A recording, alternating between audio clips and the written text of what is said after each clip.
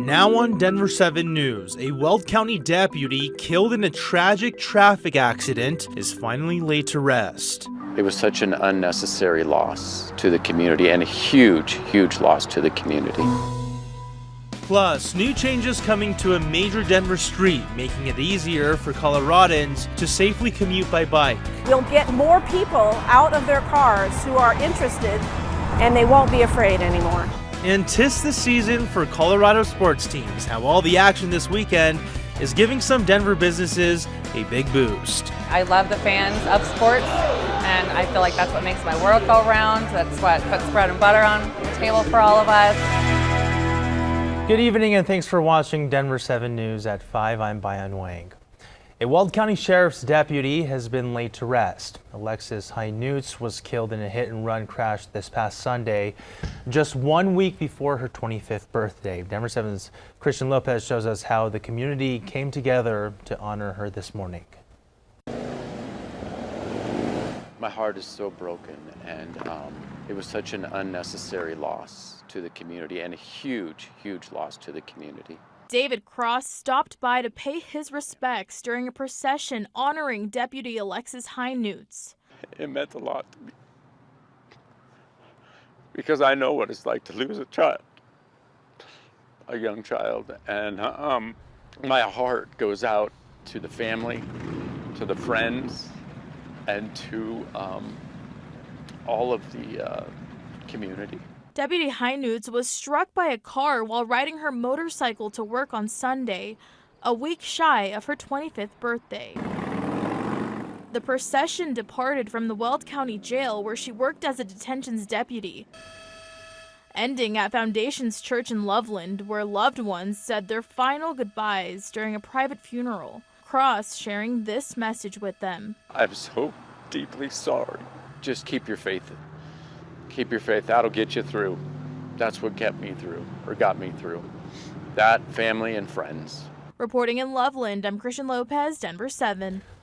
Just absolutely heartbreaking. The suspect has been charged in the hit-and-run death of Hynutz. Investigators say Norberto Garcia Gonzalez ran after crashing into Hynutz's motorcycle last Sunday north of Greeley. His charges include leaving the scene of an accident and careless driving. All right, and this is just unbelievable. Stunning video shows the moment a train slams into a Platteville police cruiser with a woman handcuffed inside. Very hard to watch. This happened last Friday after police detained Yereni Rios Gonzalez in connection to a road rage incident. No charges have been filed against her. The video is raising questions about why the squad car was parked on train tracks in the first place and why officers didn't react quickly enough to get the woman out. Train horns can be heard just a minute after Rios Gonzalez is placed in the squad's back seat.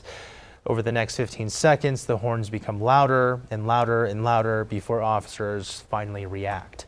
But the train slams into the squad car anyway, leaving Rios Gonzalez seriously injured.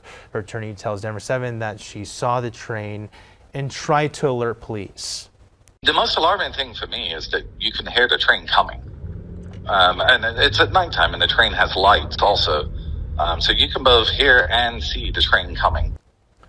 Fortunately, Rios Gonzalez did survive. She remains in the hospital. Her attorney says they are planning to sue Platteville Police. We've reached out to the department for answers, but have gotten no response quite yet. Some changes are in store for South Broadway in Denver starting next month. The city is expecting to kick off a 3-phase project that will add a protected bike lane. As Denver 7's Rob Harris found out, advocates say it can't come soon enough. The Denver biking network is small, but it's growing every day. If you had to distill its message down to a slogan, you might say it's YIMBY is yes in my backyard. They welcome a lot of city projects in their backyards. But we hit the road with a few members to hear their plea for a better network of bike lanes throughout Denver. Are you keeping an eye on buses? There's an actual bus. Okay, coming up. And we found ourselves veering into the bus lane more than once just to avoid cars. Broadway does not currently have any sort of bicycle infrastructure, so this is if you're a cyclist and you have to go this way, which happens sometimes, this is the least unsafe option that we have. They took us down Broadway, the future site of a protected bike lane, to show us what they see on any given day. It was terrifying trying to get across. It's not a comfortable ride. There's no protection at all. Anybody can change a lane right into you. People shout at you. I talked to the head of the Broadway Merchants Association about this bike lane expansion. He said some businesses at first were nervous about losing on-street parking and lanes of traffic for customers. But he says now most businesses are excited for this project to be completed, in part because of how it's planned. It's gonna look exactly like this: a protected bike lane, then a row of parked cars to cushion the bikes from oncoming traffic. When all said and done, the bike lane will run along Broadway all the way from Center Avenue to 7th. The city of Denver expects it to be finished by fall of next year. During the project, the city says customers will still have access to businesses along Broadway, but they should expect intermittent lane closures and some sidewalk detours. A small price to pay for the benefits we'll get, if you ask these three. We improve the planet, and we all get healthier because it's a good way to get around. Bike lanes are one of the best ways to make car traffic evaporate. We'll get more people out of their cars who are interested, and they won't be afraid anymore. For Denver 7, I'm Rob Harris. Rob has been on top of this one. Rob, thank you so much. Engineering students at CU Denver are getting their own building at the downtown campus. The Denver Business Journal reports it will be 5 stories and 72,000 square feet. Right now, engineering students are spread out across 7 different campuses, making it difficult for them to connect. The number of engineering students has grown by 50%, with the number of Hispanic and female students practically doubling at CU.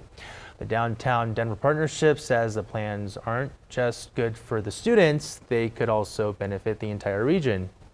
We know that this is also sending a signal that downtown is a place where people can live, work, play, and go to school. And it ultimately ensures Denver is a college town. We have 3 incredible institutions of higher education in the heart of downtown. And this is just one more signal that that innovation is alive and well in downtown Denver. CU Denver plans to break ground on the project in April 2023 and will open to students for the 2025 spring semester. All right, this is exciting. The Broncos, Avs, and the Rockies are all playing tomorrow. It's that sweet spot in the Colorado professional sports season when all 3 hold games at the same exact time. Denver 7's Colette Bordelon explains how businesses in downtown are getting ready. What are we doing down here, guys? Fall is in the air at Society Sports and Spirits. That's what makes my world go round. That's what puts bread and butter on the table for all of us. A bar where it feels like the holidays are already here. It's the best time of year.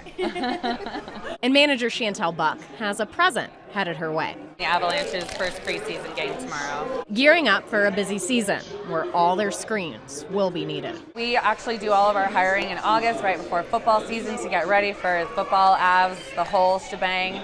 This is our time to shine. Sunday, the Rockies play at Coors Field just after 1 in the afternoon, before the Broncos fill up in Power Field at Mile High for kickoff at 6:20.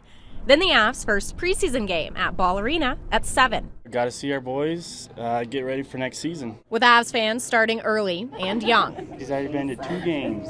Still seeing that Stanley Cup. One of the happiest moments of the summer for sure. It's just Broncos country. While Broncos fans... So it's been 6 years.